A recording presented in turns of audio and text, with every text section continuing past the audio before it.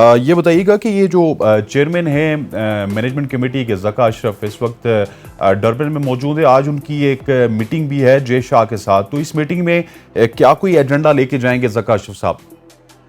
देखिए, एक तो यही सारी चीजें होंगी कि एशिया कप के लिए भारत क्यों पाकिस्तान नहीं आया, वो अपने तहफ़्फ़ुज़ात बताएंगे ज़का अशरफ साहब। और जाहिर है उन्हें मिनिस्ट्री से भी कुछ थोड़ी बहुत गाइडेंस मिली होगी और वो ये बताएंगे कि एशिया कप जो है इतने कम मैचेस पाकिस्तान को मिले हैं, वो भी इतने अच्छे मैचेस नहीं है। इंडिया अगर नहीं खेल रहा तो एशिया कप का जो चमक धमक पाकिस्तान में वो इतनी नजर नहीं आएगी, वो सारी श्रीलंका में नजर आएगी। तो इसके ऊपर बात करेंगे, लेकिन जाहिर है वो एक फैसला हो चुका, Pakistan cricket board as institution फैसला कर चुका है हाइब्रिड मॉडल पर, तो अब उसको तब्दील करना बड़ा मुश्किल होगा। और एशियन क्रिकेट काउंसिल ये कहेगी कि हमने तैयारी कर ली है, और मेरी इत्तलात के मुताबिक जो उनका ब्रॉडकास्टर है स्टार स्पोर्ट्स, वो भी काफी गैर मुतमईन है कि एशिया कप का अभी तक मैच शेड्यूल नहीं आया, वो किस तरह अपनी सारी टीमें भेजेंगे श्रीलंका और फिर पहले पाकिस्तान और फिर पाकिस्तान से श्रीलंका। और इसलिए भी कि 10 से 15 दिन का फिर वर्ल्ड कप और एशिया कप का गैप है, स्टार स्पोर्ट्स को वर्ल्ड कप भी करना है, तो वो भी परेशान है। एशियन क्रिकेट काउंसिल ऐलान कर दे मैच शेड्यूल का, इसलिए कि बहुत से लोगों ने अपनी फिर तैयारियां करनी होंगी। शायद भाई ये बताइएगा कि आपका एक वास्ट एक्सपीरियंस है जर्नलिज्म की फील्ड में, ये जो मीटिंग है अब इसकी कुछ सिग्निफिकेंस रह चुकी है? क्योंकि नजम सेठी तो पहले ही बहुत कुछ तय कर चुके हैं, लेकिन अब बताया जा रहा है कि एशिया कप के ऊपर, वर्ल्ड कप के ऊपर यहाँ पे बात होगी, तो इससे कुछ निकलेगा या फिर ये सिर्फ एक मीटिंग की हद तक ही रहेगी? नहीं, उनको आमादा होना पड़ेगा ज़का अशरफ को, जो भी पहले फैसले हो चुके हैं, इसलिए कि ये फैसले इंस्टीट्यूशन के होते हैं, क्योंकि इंफरादी शख्स के नहीं होते। इंस्टीट्यूट एक फैसला कर चुका है कि जी हाइब्रिड मॉडल पे होगा, तो अब एशियन क्रिकेट काउंसिल यही कहेगी कि आपके यहाँ से पहले से डिसीजन हो चुका है। ज़का अशरफ इस मामले में मेरे हिसाब से तो मजबूर होंगे, तो वो कुछ नहीं कर सकते। अगर उन्होंने कुछ किया तो फिर अगेन स्टैंड ऑफ हो जाएगा कि जी एशिया कप होगा नहीं होगा, पाकिस्तान के बगैर होगा। तो इस वक्त जबकि वर्ल्ड कप भी करीब है, ऐसा स्टैंड ऑफ नहीं करना चाहिए, ऐसा तनाज़ा नहीं करना चाहिए।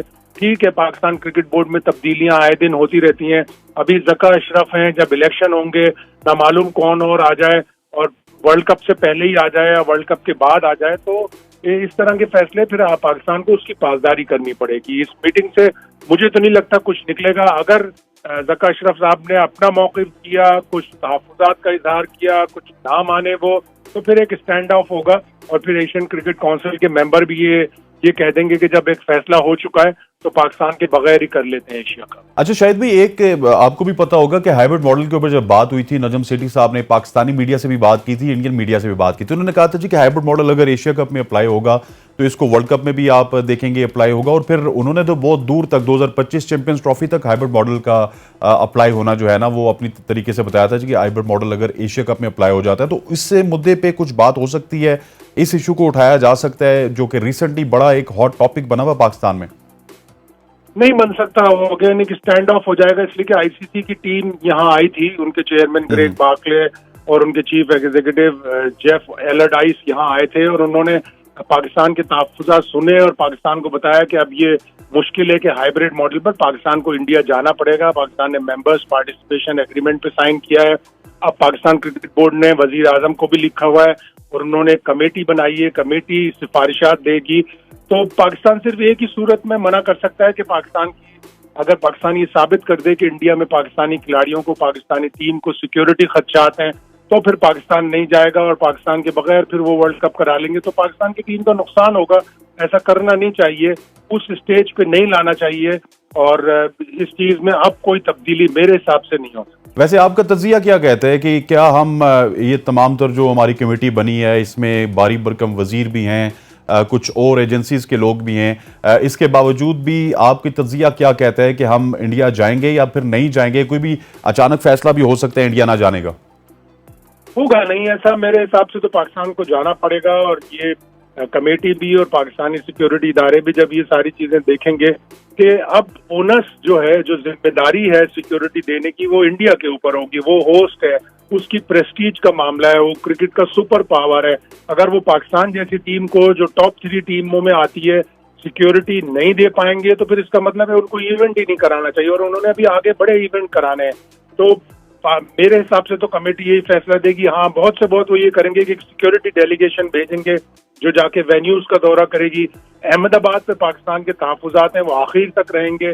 जिस तरह 2016 में हुआ था कि धर्मशाला से मैच कोलकाता शिफ्ट कर दिया था, तो अब ये एक ऑप्शन रहेगा आईसीसी के पास कि पाकिस्तान वो मैच फोरफीट ना करे, 2 पॉइंट लूज ना करे, इसलिए कि उससे रेवेन्यूज का आईसीसी को बड़ा नुकसान होगा। पाकिस्तान इंडिया के साथ ना खेले तो रेवेन्यूज आधे हो जाएंगे आईसीसी के, तो इसलिए उनको ये करना पड़ेगा कि मैच शिफ्ट करने पाकिस्तान ये तो कर सकता है, लेकिन बिल्कुल ना जाए ये शायद पाकिस्तान के। और at the end of the day की फेस सेविंग के लिए शायद अहमदाबाद वाला वेन्यू चेंज हो सकता है। क्या आपको लगता है कि चले पाकिस्तान भी कहेगा जी हमारी बात मान ली गई, हम अहमदाबाद में नहीं खेल रहे?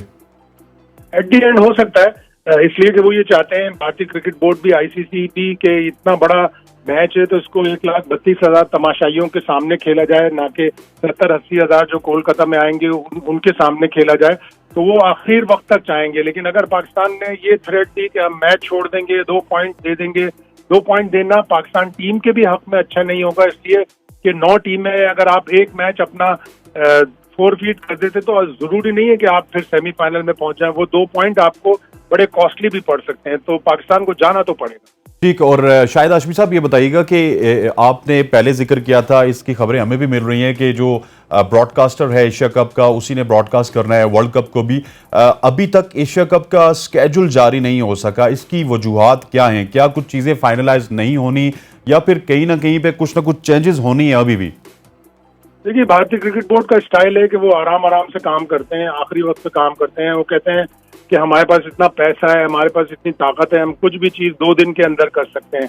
अभी उनकी रणजी ट्रॉफी का जो शेड्यूल है वो भी इसी तरह आखिरी दिनों में बिल्कुल नशर हुआ। आखिरी दिनों में उन्होंने फैसला किया कि ये ब्रॉडकास्ट होगा उनके डोमेस्टिक मैचेस, तो वो इसी तरह काम करते हैं, आखिरी वक्त पे वो करेंगे।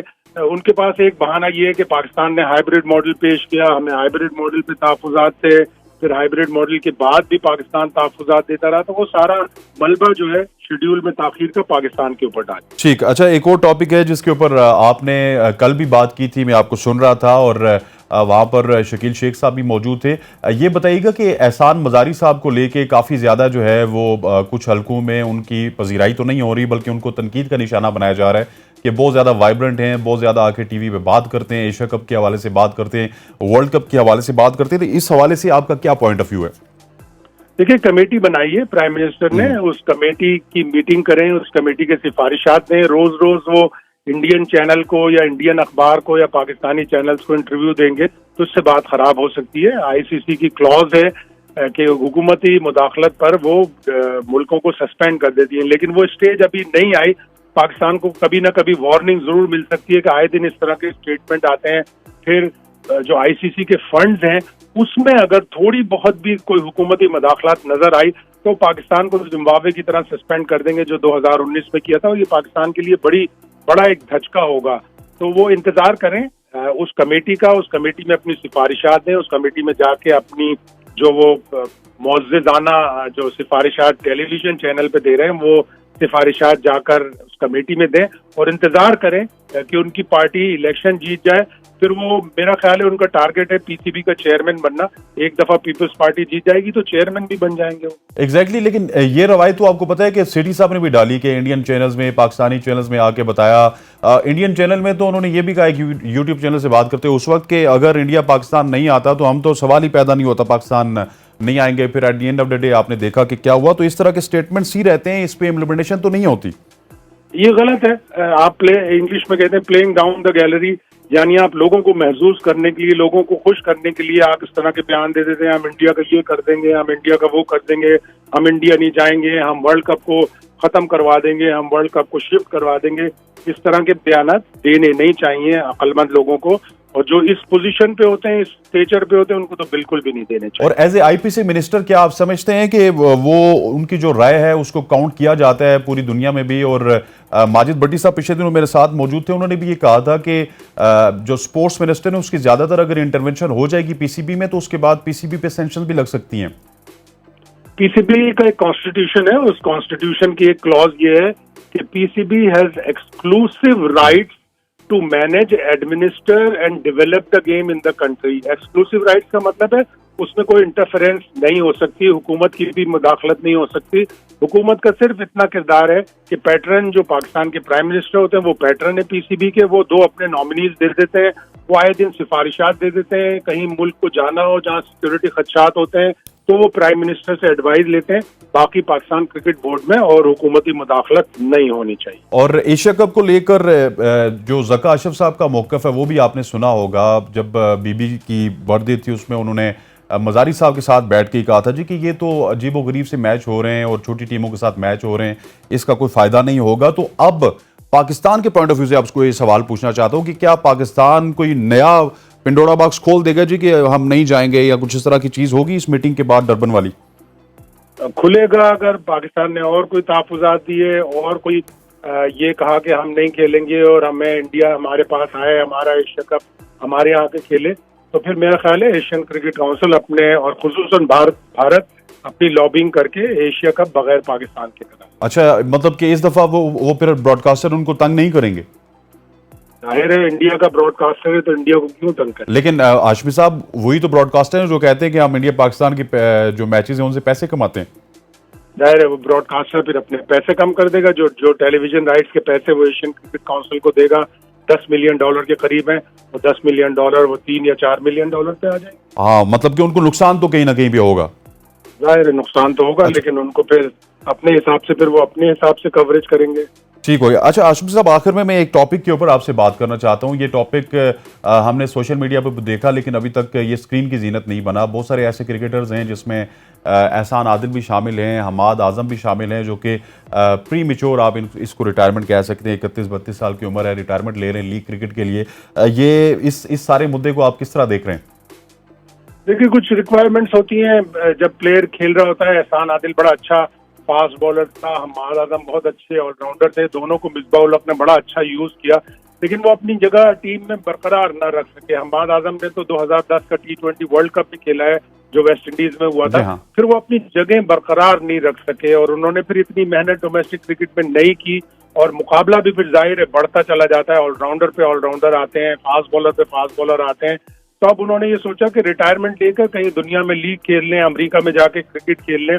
अच्छा है, पाकिस्तान में बेपनाह क्रिकेटर्स हैं, सबको मौका नहीं मिलेगा, तो प्रीमेच्योर रिटायरमेंट लें और अमेरिका में जाके सेटल हो। अच्छा, इसमें ये भी हाशमी साहब ये भी कहा जा रहा है कि जो एनओसी है उसके लिए पीसीबी बड़े पैसे चार्ज करता है और जो फ्रेंचाइजीज हैं वो तो एहसान आदिल या हमाद आजम जो कि पाकिस्तान क्रिकेट टीम के साथ नहीं है, इनके लिए इतने पैसे भरने को तैयार नहीं है। क्या इसमें भी कोई हकीकत है?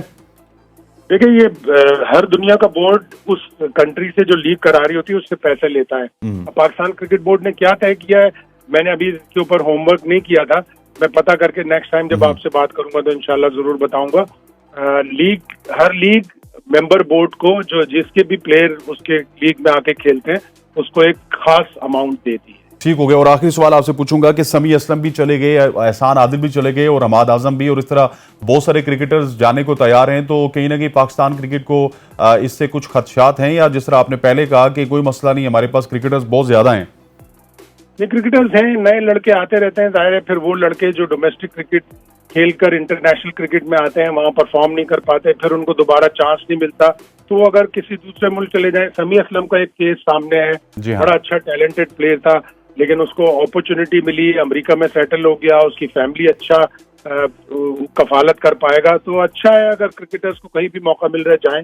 पाकिस्तान क्रिकेट को मेरे हिसाब से ज्यादा नुकसान नहीं है। ये जो आपने आज एक खबर भी दी थी, ट्वीट भी की है चेयरमैन ज़का अशरफ के हवाले से, तो इस हवाले से बताइएगा कि आपके सोर्सेज क्या कहते हैं कि कोई बर्फ़ पिघलेगी, कुछ नया होगा या फिर वही पुराना होगा जो कुछ हमें दिया गया है नजम सेठी साहब की जानिब से? लेकिन थोड़ा सा मुझे लगता है कि ज़का अशरफ अब क्योंकि अब बनने वाले हैं इन नियर फ्यूचर, पता नहीं कब बनेंगे लेकिन नियर फ्यूचर में वही बनेंगे, लेकिन जो इनके कुछ मोटिव हैं जो डिफरेंट हैं थोड़े as compare to Najam Sethi. एक तो ताल्लुकात हैं, हमने डिफरेंट जो क्रिकेट बोर्ड्स हैं उनके साथ ताल्लुकात बेहतर बनाने हैं, क्योंकि इस टाइम जो है वो BCCI का मुकम्मल तौर पर राज है, और ज़का अशरफ के जो है एक टारगेट उन्होंने सेट किया कि मैंने बीसीसीआई, जाहिर सी बात है उनकी लॉबी अलग है और उस लॉबी में पीसीबी की कोई जगह नहीं है। Exactly. तो पीसीबी ने अपनी एक वर्थ बनानी है और उसको वर्थ को बेहतर करने के लिए आपको क्रिकेट बोर्ड्स के साथ रिलेशनशिप अच्छे बनाने हैं, तो वो एक टारगेट रखा हुआ है। दूसरा ये कि इसमें कोई शक नहीं है कि ज़का अशरफ के पास ये क्रेडिट ज़रूर है कि आखिरी bilateral series between Pakistan and India वो ज़का अशरफ के टेन्योर में हुई थी, तो उसी को वो रिज्यूम करना चाह रहे हैं और वो चाह रहे हैं कि बायलैटरल सीरीज़ किसी तरह पाकिस्तान और इंडिया की दोबारा से जो वो शुरू की जाए। और इसी हवाले से ये एक तो एग्जीक्यूटिव मेंबर्स की जो वो मीटिंग तो होगी आईसीसी की डर्बन में, लेकिन साथ में साइड लाइन्स पर भी जो है वो डिफरेंट क्रिकेट बोर्ड्स हैं वो उनके चेयरमैन आपस में खुद ही एक प्राइवेट मीटिंग जो है वो कंडक्ट करा सकते हैं। तो जय शाह के साथ मीटिंग ज़रूर है ज़का अशरफ की, और उस पर पहली तो जाहिर सी बात है बायलैटरल सीरीज़ की, दूसरी बात है चैम्पियंस ट्रॉफी की। क्योंकि मैं आपको ये बता दूं कि ज़का अशरफ इस बात से खुश नहीं है कि एशिया कप जो है वो हाइब्रिड मॉडल पर हो रहा है, तो हाइब्रिड मॉडल की बात अब ऑप्शन पे नहीं रखी ज़का अशरफ ने। तो वो चाहेंगे कि चैम्पियंस ट्रॉफी की अभी से ही एक वो कहते हैं ना कि स्टेपिंग स्टोन अभी से ही एक रख दिया जाए, क्योंकि एंड पे जाकर बात करने से बेहतर है कि अभी से ही वो बात करें और चैम्पियंस ट्रॉफी मुकम्मल तौर पे पाकिस्तान में कंडक्ट कराने के टारगेट जो है वो ज़का अशरफ ने सेट किया हुआ है।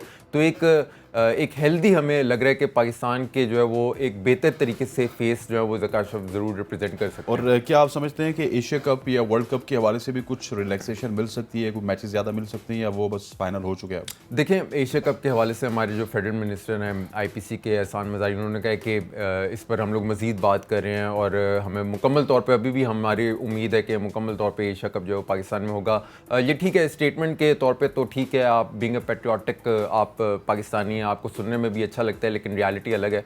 ऑब्वियसली स्केड्यूल जब वो अनाउंस हो गया है, अब बस जो श्रीलंका में मैचेस होने हैं वेन्यूज़ वो सिर्फ अनाउंस होने बाकी हैं, अब एंड टाइम हो गया है। तो अब जितने मैचेस पाकिस्तान को मिले हैं 4 हैं, वो होंगे, 4 से 5 हो सकते हैं, लेकिन उससे ज़्यादा नहीं हो सकते। श्रीलंका और पाकिस्तान ये होस्ट करेगा, लेकिन वर्ल्ड कप के लिए डेफिनेटली अभी बहुत टाइम है और पाकिस्तान उस पर जो है वो। और इस मीटिंग का बेसिक एजेंडा क्या होगा फिर?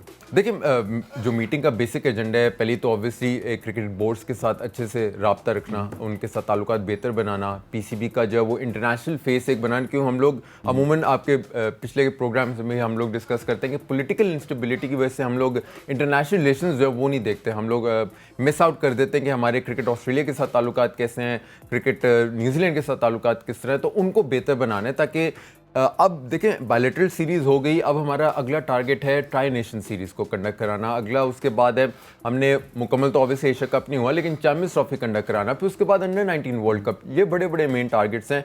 बायलैटरल सीरीज़ तक खुद को रिस्ट्रिक्ट हम नहीं रखना, बायलैटरल सीरीज़ इंडिया के साथ भी करानी है। बहुत बड़े टास्क हैं, लेकिन अभी से अगर इस पर काम शुरू नहीं करेंगे तो काम फिर बनेगा नहीं। और ये मैं आपको बताता हूँ कि ज़का अशरफ डेफिनेटली इस पर काफ़ी कीन नज़र रखे हुए हैं। ठीक हो गया, ज़का अशरफ इस पर कीन नज़र रखे हुए, क्योंकि अरफा की बात जो है ना, अरफा ने हमें आज से 15-20 दिन पहले बता दिया था, जब ज़का अशरफ साहब का नाम लेने वाला कोई नहीं था मीडिया में, कि इन्होंने कहा था कि ज़का अशरफ साहब आ रहे हैं। तो इस वजह से इनका भी पॉइंट ऑफ व्यू ले लिया। असल में तो बात अरफा आपसे करनी है इमर्जिंग एशिया कप के हवाले से। इमर्जिंग एशिया कप ठीक उन्हीं दिनों में हो रहा है जिन दिनों में हमारी टीम श्रीलंका में मौजूद होगी। ये टीम भी श्रीलंका में इमर्जिंग एशिया कप खेलेगी। इस हवाले से टीम हमारी रवाना हो चुकी है। कैसी कैंपेन देख रहे हैं आप इमर्जिंग एशिया कप की पाकिस्तान टीम की? अच्छी बात है, क्योंकि देखें एशिया कप ऑब्वियसली श्रीलंका में खेला जाएगा और हमारे जो है वो काफ़ी प्लेयर्स जो टेस्ट सीरीज़ में भी उसमें ही रिप्रेजेंट कर रहे हैं और जो इमर्जिंग कप है उसमें भी हमारे जो है स्क्वाड में शामिल हैं। मैं समझता हूँ कि पाकिस्तान अगर ये एशिया कप इमर्जिंग का ना जीता तो ज़्यादती होगी। बहुत जीतने से कम जो है वो इसमें मानने वाली बात नहीं, क्योंकि अगर आप स्क्वाड देखें सब टीम्स के, पाकिस्तान के तकरीबन 8 प्लेयर्स जो हैं वो इंटरनेशनली कैप्ड हैं और बाकी जो है वो इन लाइन है, यानी कि अगले उनको कंसिडर किया जा सकता है कि वो आ सकते हैं पाकिस्तान टीम में। और अगर आप इंडिया की बात करें तो मेरे ख्याल से हार्डली वो पाकिस्तान के इन कंपैरिजन कोई भी जो है वो बड़ा नाम उसमें शामिल नहीं है। तो पाकिस्तान डेफिनेटली बहुत बड़ा स्क्वाड है, लेकिन एट द सेम टाइम जो मोहम्मद हारिस के लिए बहुत बड़ी बात है, साइम अयूब के लिए बहुत बड़ा है कि शाहनवाज दानी डेफिनेटली वो इन और आउट हैं। तो इंटरनेशनल जो टीम है हमारी, उनके अगर आप कंसिडर करें तो उनको देखते हुए भी ये इंडिविजुअल के लिए जो है वो बहुत बड़ा एक इमर्जिंग एशिया कप जो टास्क हो सकता है। और यू नेवर नो कि एशिया कप में या फिर वर्ल्ड कप में हमें इसी इमर्जिंग एशिया कप से कोई स्टार मिल जाए, तो यू नेवर नो। अच्छा, बहुत सारे लोग ये सवालात भी उठा रहे हैं कि जो इंडिया का आपने जिक्र किया कि इंडियन टीम में इतने ज़्यादा इंटरनेशनल प्लेयर्स, इतने ज़्यादा क्या कोई है ही नहीं, ठीक है। और हमारी टीम में तकरीबन 7 से 8 ऐसे लोग हैं जो कि इंटरनेशनल क्रिकेट खेल चुके हैं, और मोहम्मद वसीम जूनियर जैसे प्लेयर भी हैं जो कि पिछले 2-3 साल से बड़ी टीम का हिस्सा हैं। सो इन स्टार्स का होना आपको as a journalist, as a cricket fan positive लगता है या नेगेटिव लगता है? देखिए, पॉजिटिव भी हो सकता है, नेगेटिव भी हो सकता है। अगर आप पॉजिटिव इसको देखें तो for a short time being ये पॉजिटिव है जी। हमारा स्क्वाड बहुत बड़ा स्ट्रॉन्ग है in comparison to India. India के खिलाफ जीतना बहुत बड़ी बात होगी। फिर एशिया कप में सबसे बड़ा स्क्वाड है, तो इसलिए जीतने के लिए आसानी होगी। लेकिन अगर आप लॉन्ग टर्म देखें तो इंडिया के लिए ज़्यादा बेनिफिशियल है। वाई? क्योंकि एक तो जी यंगस्टर्स हैं, अनकैप्ड हैं, उनको एक एक्सपोजर मिल जाएगा इंटरनेशनल प्लेयर्स के साथ खेलने का। जिनके खिलाफ वो खेलेंगे वो इंटरनेशनल प्लेयर्स हैं, पाकिस्तान के 8 जो हैं, और वो डेफिनेटली प्लेइंग 11 में तो होंगे सारे के सारे। तो इंडिया के लिए लॉन्ग टर्म बेहतर है। और देखिए, हम लोग ना कंपेयर कर नहीं सकते इंडिया के साथ। इंडिया की जो क्रिकेट है, आपको मालूम है कि वो अभी उस स्टेज पे पहुंच गए हैं कि वो एक ही वक्त में टेस्ट सीरीज़ का स्क्वाड उनका अलग होता है, टेस्ट क्रिकेट का, और वनडे का अलग होता है। एक ही वक्त में दोनों टीमें उनकी खेल रही होती हैं, दोनों स्क्वाड्स अलग होते हैं। और अब देखें इमर्जिंग एशिया कप, तो यही है, स्टेप बाय स्टेप वो अपनी क्रिकेट को बढ़ा रहे हैं। अपना जो पूल है, वो हम लोग कहते हैं ना कि हमारे जो बेंच स्ट्रेंथ है वो स्ट्रॉन्ग नहीं है, वो इसी तरह स्ट्रॉन्ग होती है। लेकिन इंडिया अभी हमसे आगे है, हमें थोड़ा सा उस पर वर्कआउट करना पड़ेगा, लेकिन शॉर्ट टर्म के लिए और बहुत ज़बरदस्त। मेरा अगला सवाल भी पूल के हवाले से था। देखें, अगर लेट सपोज आप इमर्जिंग एशिया कप में अपने नए लड़के भेजते, लेट सपोज अंडर 19 के लड़के भेज देते, सो आपका पूल बढ़ता, फिर आपको पता चलता कि इन लड़कों में स्ट्रेंथ कितनी है। अगर वो फाइनलिस्ट होते या फिर फाइनल जीत जाते या इवन रनर अप होते, टॉप 4 में भी आ जाते, तो हमें 4-5 प्लेयर्स मिल सकते थे।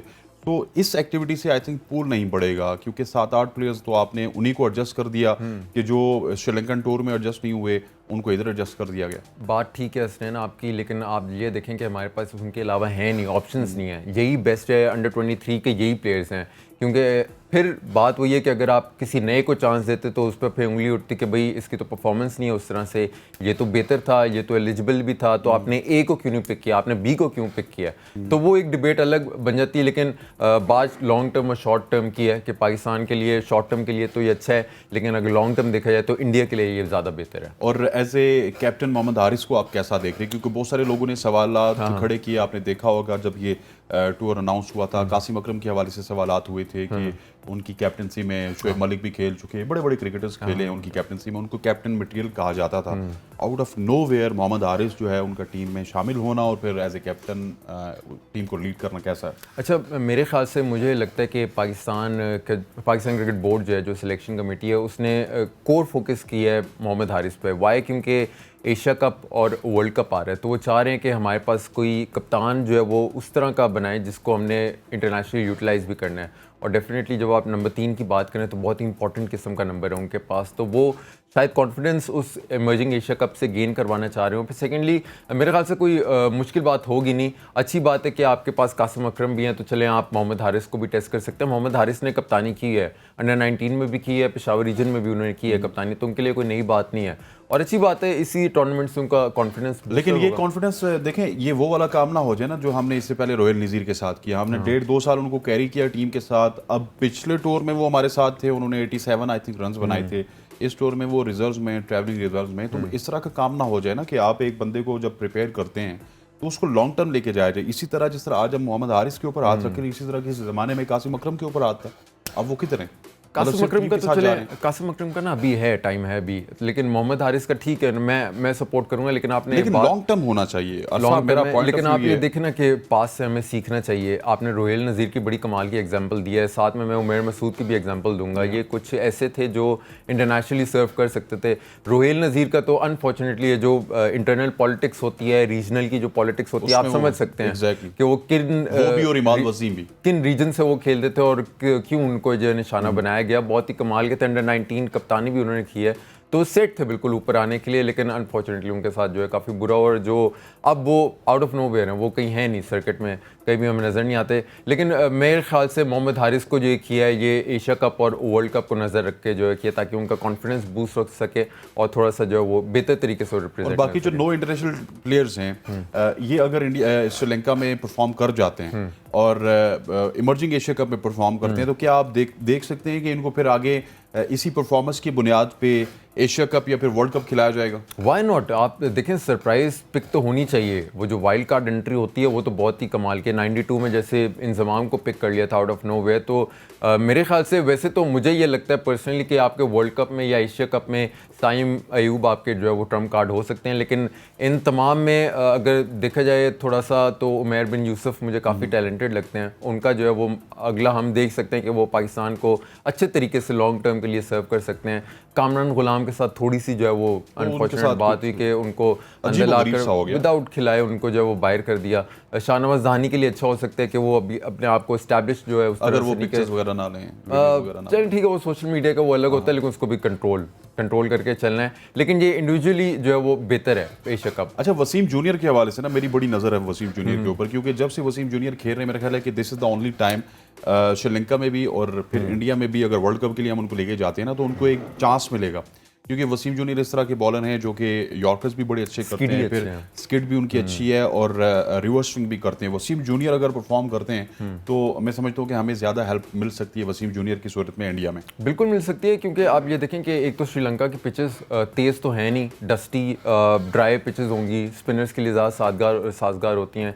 तो इस तरह की पिचेस पर वो बॉलर्स जो लेटर ऑन पुरानी बॉल को अच्छा कर सकें तो वो वसीम जूनियर डेफिनेटली उसमें है। फिर इसमें बात हसन अली की भी आ सकती है कि वो टेस्ट सीरीज में अच्छा परफॉर्म इसलिए कर सकते हैं क्योंकि वहाँ भी रिवर्स स्विंग अच्छा परफॉर्म किया। बिल्कुल 3 विकेटें ली उन्होंने, इकॉनमी उनकी सबसे अच्छी थी और शाहीन आफरीदी ने भी 3 विकेटें ली। तो ये एक अच्छा है कि हम लोग कह रहे थे कि हमारे ने भी 2 ली, उनका भी जिक्र हाँ उन्होंने भी लिए हैं और ये ठीक है, अच्छा अच्छी बात है कि हमारे पास जो फ़हीम अशरफ को रिप्लेस जो वो अच्छे किसी ऑलराउंडर ने किया है, तो डेफिनेटली एक अच्छा हमें लग रहा है। वैसे आमिर जमाल की आप ऑलराउंडर की बात करें तो बहुत सारे लोग एग्री नहीं होते आमिर जमाल को जी कि ये शायद उस तरह की अभी तक ऑलराउंडर नहीं है, इनको जो है ना वो ओवररेट किया जा रहा है, लेकिन क्योंकि हमने उनको खेलता हुआ देखा है तो he is a proper allrounder. बिल्कुल अच्छे ऑलराउंडर हैं और अब देखें हर ऑलराउंडर का जो है वो चांस होता है और हर टीम में जो मॉडर्न डे क्रिकेट है उसमें एक ऑलराउंडर का होना बहुत ज़रूरी है। बेन स्टोक्स को तो ऑब्वियसली वो बेंच मार्क हैं सबके लिए, लेकिन फ़हीम अशरफ को हमने ट्राई किया, उस तरह से वो परफॉर्म कंसिस्टेंटली नहीं कर पाए, पैची परफॉर्मेंस उनकी रही थी।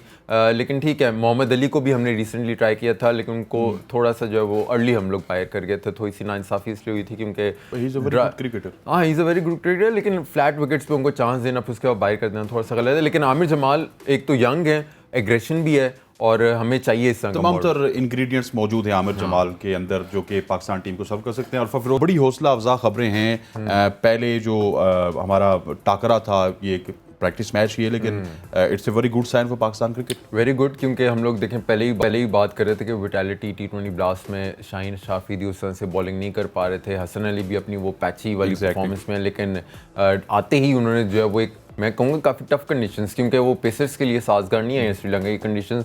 हमें मालूम है कि वहाँ स्पिनर्स को ही हमने खेलना है, स्पिनर्स को ही टैकल करना है और वहाँ जाकर अगर पहले ही मैच में आप पहले ही दिन जो है वो 3 विकेटें हमारे मेन स्ट्राइक बॉलर्स जो जिन्होंने ऑब्वियसली दोनों ने खेलना प्लेइंग 11 में, और फिर साथ में आप ये देखें कि हम लोग एक्सपेक्ट हमें पता है कि वहाँ स्पिनर्स नहीं डोमिनेट करना है, लेकिन इन कंडीशंस में पेसर्स का, आमिर जमाल का, हसन अली, शाहीन का डोमिनेट करना ये अच्छी बात है। फास्ट बॉलर्स डोमिनेट कर रहे हैं, क्योंकि इस जो टेस्ट मैच होता है श्रीलंका में ये हमें एक जब हम हिस्ट्री देखें तो पहले 1-2 सेशंस में फास्ट बॉलर्स काम करते हैं, लेकिन उसके बाद फिर स्पिनर्स का रोल है। लेकिन फास्ट बॉलर्स हमारे परफॉर्म अच्छा कर रहे हैं। ये 2 डे मैच है, वार्म अप मैच, इसमें कंडीशंस को थोड़ा संभल लेंगे तो ठीक है, ये अच्छी बात है कि पाकिस्तान के जो स्पिनर्स पे जो बोझ ज़्यादा होगा वहाँ फास्ट बॉलर्स भी उसको शेयर करेंगे। आपका क्रिकेटिंग तजिया क्या कहता है, क्योंकि अभी आपने बात की और आपने कहा बड़ा हौसला अफजा है ये। श्रीलंका में इंजरी हुई थी शाहीन आफरीदी को, और क्या आप समझते हैं कि श्रीलंका में ही शाहीन आफरीदी वापस अपनी फॉर्म में आएगी? क्योंकि मैंने पिछले दिनों उमर गुल से जब मैंने इंटरव्यू लिया तो उन्होंने भी कहा कि शाहीन आफरीदी को चाहिए कि उनके जो माइंड में डर है इंजरी का उसको कम करने के लिए उनको 4 डे क्रिकेट या फिर टेस्ट क्रिकेट खेलनी पड़ेगी। अच्छा देखिए, मुझे नहीं लगता कि उनके माइंड में डर है, क्योंकि शाहीन आफरीदी की देखें बात जब भी आए ना कि जब इवन के शाहिद आफरीदी से ही जब पूछा तो वो कहते हैं कि वर्कलोड की टेंशन नहीं है उसे, और डिफरेंट सोर्सेज से जब बात की वर्कलोड की बात ही नहीं करता। इवन के बाबर आजम ने भी कहा था कि वर्कलोड की बात कोई भी मसला नहीं है। शाहीन खुद कहते हैं कि मुझे जितना खिलाएंगे उतनी बेहतर मेरी क्रिकेट होगी। तो जब दैट मीन्स कि डर कोई भी वर्कलोड का नहीं है, एंड ही नोज ऑब्वियसली जी मॉडर्न डे क्रिकेट है, उसमें आपने लीग्स बहुत ज़्यादा खेलने हैं, आपने डोमेस्टिक सीजन खेलना है, आपने अपनी टीम को रिप्रेजेंट करना है। शाहीन नोज के मैंने तीनों फॉर्मेट्स खेलने हैं और बेहतर जो है क्रिकेट जहाँ भी प्रोवाइड की जाएगी उनको चांस वहाँ मिलेगा। तो ही नोज के किस तरह उनको जो है अपने आप को हैंडल करना है। और श्रीलंका की अगर आपने देखें बात की तो इंजरी वहीं हुई थी, वहीं से वो बाहर हुए थे, लेकिन जो 2 डे वार्म अप मैच हुए उसमें तो अच्छे साइंस हमें दिखाई दिए। हाँ बिल्कुल, और यहाँ से कमबैक भी हो सकता है, इंशाल्लाह भाई। और what is the Pakistan matter of concern in this test series? आपको क्या लगता है कि पाकिस्तान को किन एरियाज में कंसर्न्स हैं? देखिए मुझे नहीं लगता कि, क्योंकि पाकिस्तान जो है वो एशियन साइड है और पाकिस्तान ने श्रीलंका में बेहतर परफॉर्म किया है। अगर बाकी टीम्स की निस्बत देख लें, लास्ट जो टेस्ट हुआ था उसमें ड्रॉ हमारी टेस्ट सीरीज़ हुई थी और स्पिनर्स को हम लोग अच्छा खेलते हैं। मुझे थोड़ा सा हम लोग डेफिनेटली बाबर आजम की एक अच्छी टेस्ट सीरीज़ ये चाहते हैं, क्योंकि रैंकिंग में देख रहा था बिल्कुल मार्जिनली वो थोड़े से पीछे हैं, टॉप 6 में आई थिंक 6 नंबर पर वो इस टाइम है, लेकिन केन विलियमसन मार्जिनली पीछे हैं। तो अगर ये उनके 1-2 सेंचुरीज इस टेस्ट सीरीज़ में लग जाती हैं तो विनोवन हो के फर्स्ट 2 टॉप 2 में वो आ जाएं टेस्ट रैंकिंग में। तो बाबर आजम की, लेकिन एट द सेम टाइम मुझे लगता है कि थोड़ा सा वो स्पिनर्स पे फंसते हैं, स्पेशली जब लेफ्ट आर्म स्पिनर की बात कर लें। और लेफ्ट आर्म स्पिनर जो है वो एक ही थ्रेट है पाकिस्तान को इस टेस्ट सीरीज़ में, दैट इज़ जयसूर्या, जो बहुत ही 6-7 टेस्ट मैच में 50 से ज़्यादा विकेटें वो ले गए हैं, वो एक थ्रेट है। लेकिन मुझे इस टेस्ट सीरीज़ में मैं ज़रूर बात करना चाहूँगा एक बंदे की जो मुझे लगता है कि उनके लिए बहुत टर्निंग पॉइंट और एक बेहतर हमारे पाकिस्तान के मिडल ऑर्डर को अच्छे से संभाल सकें, दैट इज़ सऊद शकील। सऊद शकील मुझे लगता है कि एक पाकिस्तान के फ्यूचर हैं। और मैं तो ये भी कहूँगा कि अगर बाबर आजम को कोई सक्सीड एज ए कैप्टन कर सकता है तो वो दैट इज़ सऊद शकील। ये बेशक हाँ, दैट इज़ बिग स्टेटमेंट। और मैं ये भी समझता हूँ कि वो 2-3 साल अपने करियर में जो वो लेट आए हैं, लेकिन he has great potential, confidence है लड़के में। और उनको अगर आप देखें तो लेफ्टी वैसे ही बड़े स्टाइलिश होते हैं, लेकिन वो नेक्स्ट लेवल और कॉन्फिडेंस बहुत ज़्यादा है। तो मुझे लगता है श्रीलंका की बहुत नेक्स्ट लेवल की स्टाइलिश है। अच्छा, एक जिक्र आपने किया, आपने वो फैन वाली बात कर दी ना बीच में कि बाबर आजम 2 सेंचुरीज लगा दें तो टॉप 1 पे टॉप 2 पे पहुंच जाएंगे, लेकिन सिचुएशन इस वक्त इतनी क्रंची है कि बाबर आजम ने लास्ट 9 मैचेस में से सिर्फ 1 मैच इसी श्रीलंका में जीता था, उसके बाद उनको जीत नहीं मिल सकी। अगर लेट सपोज कुछ रिजल्ट्स ऊपर नीचे हो जाते हैं तो फिर तो बहुत ज़्यादा सवालिया निशान खड़े हो जाएंगे बाबर आजम की रेड बॉल की कैप्टनसी के ऊपर। नहीं, मुझे नहीं लगता बिल्कुल भी। अगर ये थोड़ा सा अगर ड्रॉ भी हुआ, देखें हारने वाली तो सिचुएशन मुझे लगती है, क्योंकि पाकिस्तान स्पिनर्स को बहुत अच्छा खेलता है। ड्रॉ हो सकता है, हारने वाली सिचुएशन मुझे नहीं लगती। लेकिन फिर अगर आप ये जो आपने बात की है कि सवालिया निशान को सवाल तो कराची में भी हुए थे, मुझे लगता है कि अनजस्टिफाइड किस्म का था, क्योंकि आपने सिचुएशन भी आपने देखनी होती है। करंट जो आपके चेयरमैन बनने वाले हैं, मैनेजमेंट कमेटी के जो चेयरमैन हैं, उन्होंने कहा है कि मेरा फुल कॉन्फिडेंस है और उन्होंने टेलीफोनिक रब्ता भी किया बाबर आजम वो तो वर्ल्ड कप तक तो कुछ भी नहीं होगा। लेकिन ये जो रेड बॉल की आप बात कर रहे हैं ना, ऊपर हो गया तो फिर स्ट्रिंग ऑपरेशन होगा। आपने भी हिस्ट्री पढ़ी हुई है पाकिस्तान की। मुझे लगता नहीं है बाबर आजम की वर्ल्ड कप पे सर अगर परफॉर्मेंस ऊपर नीचे होगी तो फिर तो होगा ना। चलो वो तो बहुत वसीम नहीं रहे, यहाँ पे बड़े-बड़े लोग नहीं रहे, थोड़ी सी ना दूर की बात है वो, उस पे जाना भी मेरे ख्याल से थोड़ा सा जल्दी होगा। लेकिन बाबर आजम को अगर आप रिप्लेस किससे करेंगे?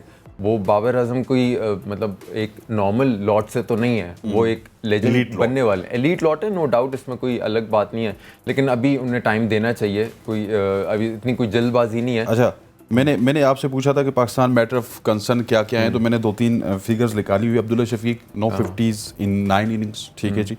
शान मसूद कोई 50 नहीं है 14 इनिंग्स में। और नुमान अली साहब जो कि जिनके ऊपर क्योंकि स्पिन विकेट हैं उनके ऊपर हम तकिया करेंगे, 12 विकेट लिए उन्होंने last I think 5 test matches में, इंक्लूडिंग होम एंड श्रीलंका। देखिए नुमान अली की जो उनको इंक्लूड तो डेफिनेटली सरप्राइज पिक थी। मैं ये खुद एक्सपेक्ट नहीं कर रहा था। मैंने आपके प्रोग्राम में ही कहा था कि नुमान अली शायद अब फिनिश्ड प्रोडक्ट लग रहे हैं, लेकिन उनको चूज़ किया गया है सिर्फ एक बात पे, और दैट इज़ उनका एक्सपीरियंस। क्योंकि आपके साथ अगर यंग में अब्रार अहमद हैं जो अभी एक्सपीरियंस उस तरह से नहीं है, और इस तरह की स्पिन विकेट्स जहाँ होती हैं वहाँ को एक्सपीरियंस चाहिए होता है, तो नुमान अली को उसी वजह से इंक्लूड किया। और ये बात अब्दुल्ला शफीक और शान मसूद वाली, देखें इस पर कोई दो राय नहीं है कि दोनों ने डोमेस्टिक में बड़ा कमाल का परफॉर्म किया है। इवन के PSL से लेकर आप 4 डे क्रिकेट तक देख लें, अक्रॉस दी फॉर्मेट्स बहुत ही कमाल का परफॉर्म किया। पहले ही फर्स्ट क्लास मैच में सेंचुरी स्कोर देना आसान काम नहीं है। लेकिन सवालिया निशान तो है। शान मसूद की भी जो है वो डोमेस्टिक परफॉर्मेंस जो है वो कमाल की होती है, लेकिन इंटरनेशनली वो उस तरह से कर नहीं पा रहे। लेकिन ये बात अभी होगी कि अब्दुल्ला शफीक या शान मसूद या इमामुल हक तो खैर अच्छा खेल रहे हैं, लेकिन अगर इन दोनों से परफॉर्म ना किया तो सवालिया निशान होगा, बात भी इन पर होगी। क्योंकि पिछले अगर आप टेस्ट सीरीज़ उठा के देख लें तो मिडिल ऑर्डर पाकिस्तान का अच्छा खेल रहा है, तो डेफिनेटली इनको थोड़ा सा इस पर वर्क। अच्छा, मौनी मोकल जो है ये आपने देखा होगा, it's a very good sign, finally he joins Pakistan cricket team in Sri Lanka. How impactful that will be for Pakistan pacers? होगा, क्योंकि एक तो इंटरनेशनल एक्सपीरियंस है, टेस्ट क्रिकेट उन्होंने खेली है, और जो लॉट थी ना एक Dale Steyn, Morne Morkel, Philander, वो वाली लॉट में वो उनका नाम है। और फिर उनका आईपीएल में भी एक्सपीरियंस है कोचिंग का, तो मॉडर्न डे क्रिकेट से बिल्कुल रिसेंटली रिटायर्ड है, तो मॉडर्न डे क्रिकेट से उनका लिंक है। और ये पाकिस्तान क्रिकेट के लिए अच्छे साइन है कि मैं तो ये भी समझता हूँ कि अभी जैसे बात आ रही है कि चीफ सेलेक्टर की, तो मोहम्मद हफीज़ का नाम आ रहा है, तो मैं तो एडवोकेट इस बात को करता हूँ, क्योंकि आपके जो पैनल है, कोचिंग पैनल या आपके मैनेजमेंट के पैनल, उसमें रिसेंट टाइम से जो रिटायर हुए हैं उनको ज़रूर होना चाहिए।